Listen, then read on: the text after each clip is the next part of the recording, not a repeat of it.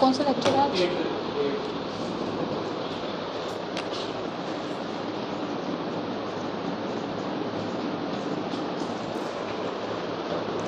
बिस्मिल्लाहिर्रहमानिर्रहीम। आज हम पढ़ेंगे pharmacognosy. Topic of discussion chromatography.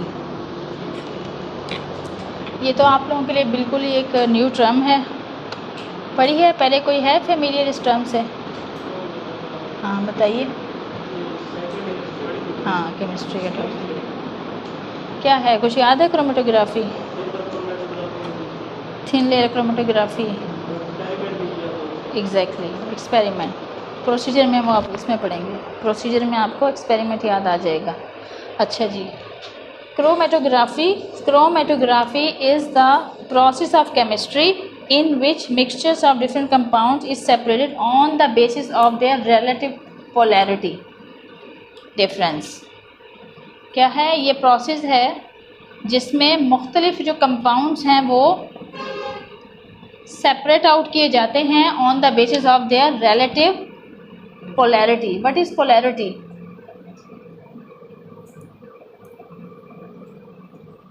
Polarity का मतलब ये है कि वो कौन से ऐसे कंपाउंड्स जो कि किस में जो है ना वो हल पजीर हैं। पोलैरिटी है वाटर सोल्यूबल हैं या वाटर इनसोल्यूबल हैं, पोलर्स एंड नॉन पोलर्स कंपाउंड्स। ठीक है, तो इसमें क्रोमेटोग्राफी में आपके दो फेजेस यूज़ होते हैं जिसमें मुख्तलिफ कंपाउंड्स जो हैं वो सेपरेट आउट किए जाते हैं on the basis of their polarity. आप तो एक्सट्रैक्शन में भी सेपरेट आउट करते हैं कंपाउंड्स को, और इसमें भी क्रोमेटोग्राफी में भी। एक्सट्रैक्शन में और क्रोमेटोग्राफी में ये फ़र्क है कि एक्सट्रैक्शन में हम क्या करते हैं, आपने उसमें पढ़ा था फार्माकोग्नोसी में ही, कि एक्सट्रैक्शन में हम क्या करते हैं, मुख्तलिफ जो कंपाउंड्स हैं उसे सोक कर देते हैं। ओवर द नाइट जो है ना वो उसमें सोक रहता है। कोई भी ऐसा केमिकल है, जैसे कोई भी हम जड़ी बूटी है, हम उससे कोई केमिकल जो है ना वो एक्सट्रैक्ट करते हैं और फिर उसे मेडिसिनल पर्पस में इस्तेमाल करते हैं। जैसे डिजिटैलिस है। डिजिटैलिस एक ड्रग है जो कि किससे ली जाती है, किसके पत्तों से हासिल होती है? डिजिटैलिस लैनेटा प्लांट से हासिल होती है। अब उससे हम क्या करते हैं, एक्सट्रैक्ट करते हैं ना उसके पत्तों से, कि उसको जो है ना, या कोई और भी ड्रग है उसे हमने जो है ना पानी में, कोई भी जड़ी बूटी है उसे हमने क्या कर दिया, पानी में भिगो दिया ओवर द नाइट।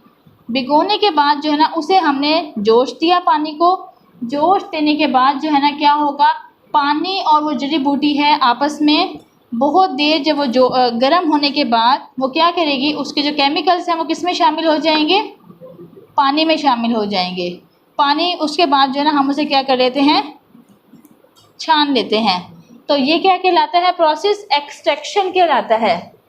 इसमें on the basis of solubility, जड़ी बूटी को उसी में आप सोल्यूबल करेंगे ना जिसमें वो क्या है, हल पजीर है, या उसमें जो है ना वो जोश दें और उसमें वो हल होके आपको जो भी रिक्वायर्ड कंपोनेंट है, जो भी रिक्वायर्ड केमिकल है वो चाहिए, वो मिल जाएगा। लेकिन क्रोमेटोग्राफी में होता ये है कि मुख्तलिफ कंपाउंड्स जो हैं वो सेपरेट आउट होते हैं ऑन द बेसिस, उसको सेपरेट करते हैं on the basis of their polarity. अब आ जाए कि इसकी कौन सी टेक्निक्स हैं जो कि क्रोमेटोग्राफी में यूज़ होती हैं। नंबर एक, असेंडिंग। असेंडिंग का मतलब क्या है? असेंडिंग क्रोमेटोग्राफी जिसमें जो कंपाउंड्स है जिसे आप सेपरेट आउट करना चाहते हैं वो किस में डायरेक्शन मूव करता है? असेंडिंग पोजीशन में, नीचे से ऊपर की तरफ मूव करता है। ठीक है, उसका जो ये वाला फेज़ है यहाँ पे जो है ना उसके कंपाउंड्स को लगाया जाता है और यहाँ से वो मुख्तलिफ जो है ना वो होते हुए यहाँ तक असेंड ऊपर मूव करता है। जबकि डिसेंडिंग क्रोमेटोग्राफी में क्या होता है, आपका जो कंपोनेंट है that is you are going to separate out will move in the downward direction. अगर वो कंपोनेंट है, ये टेक्निक है, टेक्निक में आप पेपर को, जो आपका स्टेशनरी फेज़ है जो कि रुका हुआ फेज़ है, पेपर है, उसे आप जिस पोजीशन में रखेंगे पेपर को, तो उस लिहाज से ये मुख्तलिफ टेक्निक्स जो है ना सामने आ जाती हैं। इसमें क्या होता है, एक पेपर होता है, उस पेपर को हम क्या कहते हैं, स्टेशनरी फेस कह रहे होते हैं।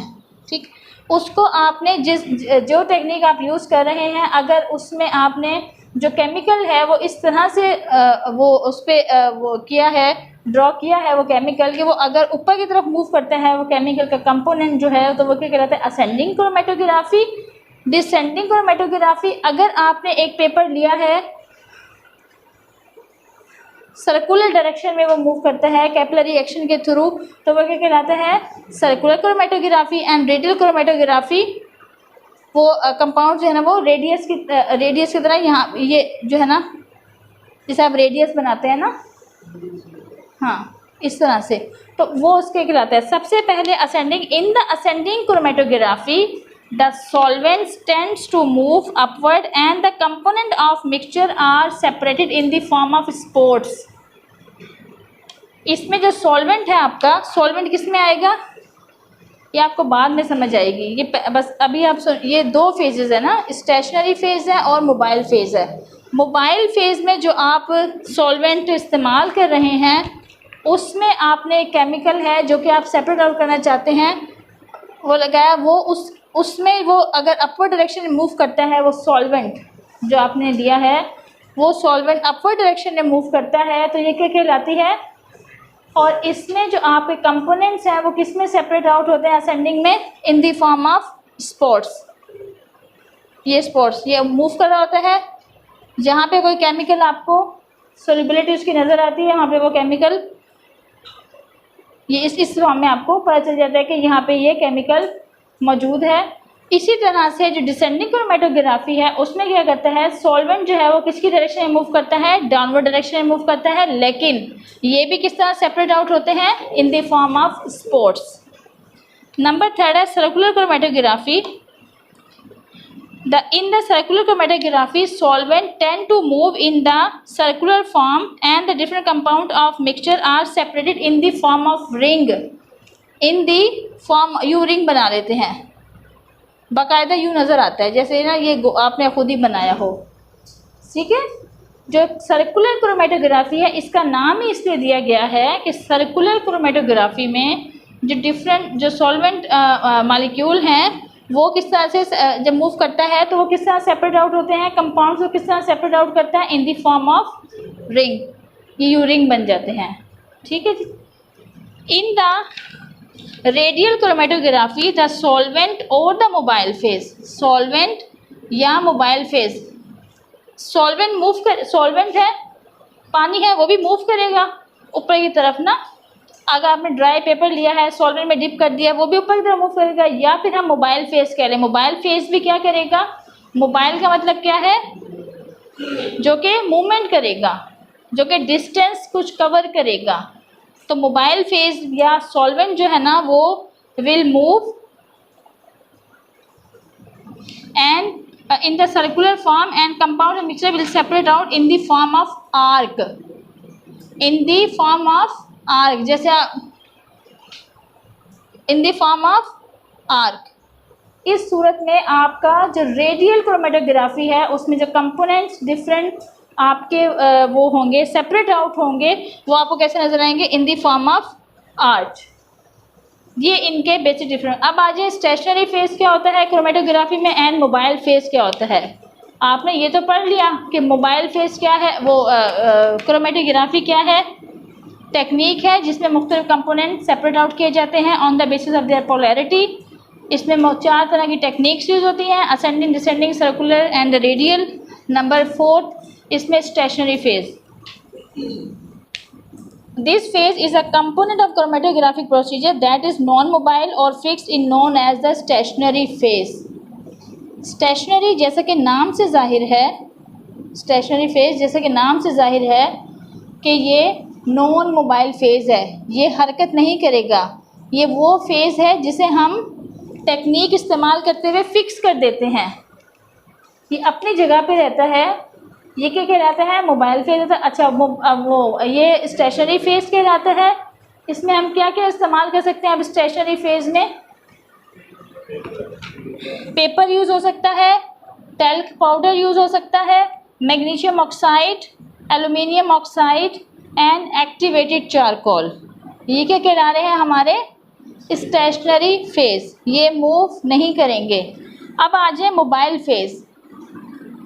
मोबाइल फेज क्या है, this phase is a component of chromatographic procedure which has the ability to move, e.g. solvent used in the paper chromatography। Paper है, आपने कोई टेक्निक ली है, ये आपने पेपर है ये फिक्स कर दिया है। सपोज करें आप एक वर्क परफॉर्म करने जा रहे हैं क्रोमेटोग्राफिक टेक्निक से।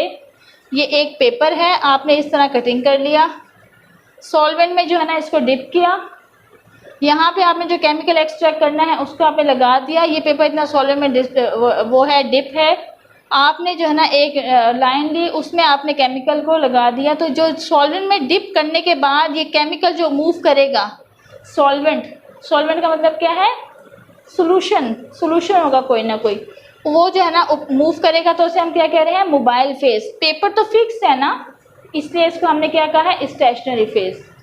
यहाँ तक क्लियर हुआ आपको? इसके बाद हम दोनों चीज़ों का, मोबाइल फेज भी और इसको स्टेशनरी फेज को इस्तेमाल करने के बाद एक RF वैल्यू होती है जो कि हमें एक्चुअल बताती है किसी भी कंपोनेंट के बारे में। अब उस RF वैल्यू क्या होती है, distance covered by the substances and distance covered by the solvent. ये जो स्टेशनरी फेज है, आपने जो पेपर लिया है इसको आपने सॉल्वेंट में अप्लाई किया, डिप किया और आपने फिक्स कर दिया क्रोमेटोग्राफी टेक्निक के लिए। ठीक है, क्रोमेटोग्राफी टेक्निक के लिए इसे फिक्स कर दिया।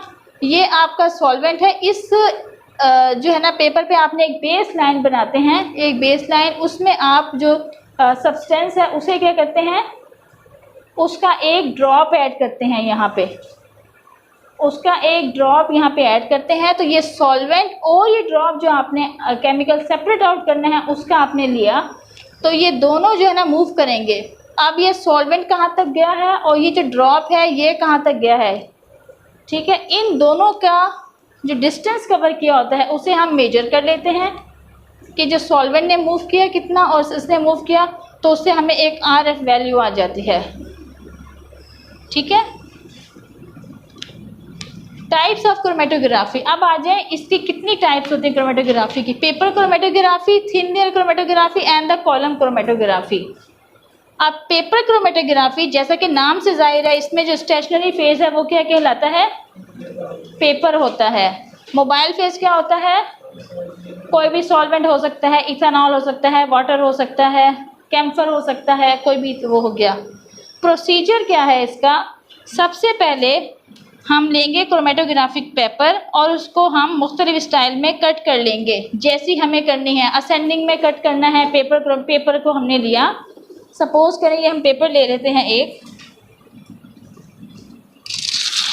इसे जो है ना मैंने, ये बेस लाइन है, ठीक है, अगर मैं इसको यूँ यूज़ करती हूँ, मूव करेगा, ये असेंडिंग हो जाएगी। अगर बेस लाइन में ये वाली इस्तेमाल करती हूँ तो ये क्या कहलाएगी, डिसेंडिंग। अगर इसको जो है ना मैं सर्कुलर पेपर को इस तरह से कट कर लेती हूँ तो ये कहलाएगी सर्कुलर क्रोमेटोग्राफी। और जो है इसमें असेंडिंग, डिसेंडिंग, सर्कुलर और द रेडियल। ठीक है, अब इसमें प्रोसीजर जो है ना, ये जो फर्स्ट स्टेप था ये पेपर का जो मैंने लिया, इसमें सबसे पहले ये था कि आपने पेपर को अपने उससे जो है ना फिक्स कर लिया। First of all we will take the chromatographic paper, cutting down according to the style of chromatography, radial, circular, ascending, descending. अच्छा, ये जो मैंने आपको बात बता दी, sample is applied in the centre of the base line. एक base line होती है, ये बेस पेपर ले लिया आपने, उसकी एक बेस लाइन है। बेस लाइन में आपने सैंपल को यहाँ पे अप्लाई किया, इस पेपर को आपने सॉल्वेंट में डिप कर दिया, फिर इसको फिक्स कर दिया। बेस लाइन जो है यहाँ पे अप्लाई की, ये मूव करेगा और इससे जो है ना आप ये वाली वैल्यू निकाल लेंगे पेपर क्रोमेटोग्राफी में। एप्लीकेशन क्या है इसकी, क्या फ़ायदा है इसका पेपर क्रोमेटोग्राफी का, इसका प्रोसीजर आप लोग पढ़ लीजिएगा। अब विदाउट प्रैक्टिकल हो सकता है जो केमिस्ट्री वाले हों। अच्छा, अब इसमें जो है ना जिसको वो होगा ना आइडिया होगा वो इजीली कर लेगा, जिसको नहीं समझ आएगी वो दोबारा से पूछ ले, क्योंकि ये देखो तस्वीर भी गिवन है इसकी ना। ठीक है, अच्छा, इसमें आपकी जो असेंडिंग डिसेंडिंग एप्लीकेशन क्या है, it is use in the pharmaceutical industry to separate different kinds of the active pharmaceutical ingredients. Active pharmaceutical ingredients जो है ना इससे डिस्कवर किए जाते हैं। Number 2, it is use to determine the polarity and evaporation of powder of any given compound. Polarity इससे मालूम की जाती है, और evaporation of the different compounds. It is use in identification of poison, it is used in the analysis of different medicine, used in separation of different body tissues, it is used in the forensic medicine for investigational purpose। RF value इसकी भी उस तरह से निकलेगी, distance covered by the substance and distance covered by the solvent. यहाँ हमारा आज का लेक्चर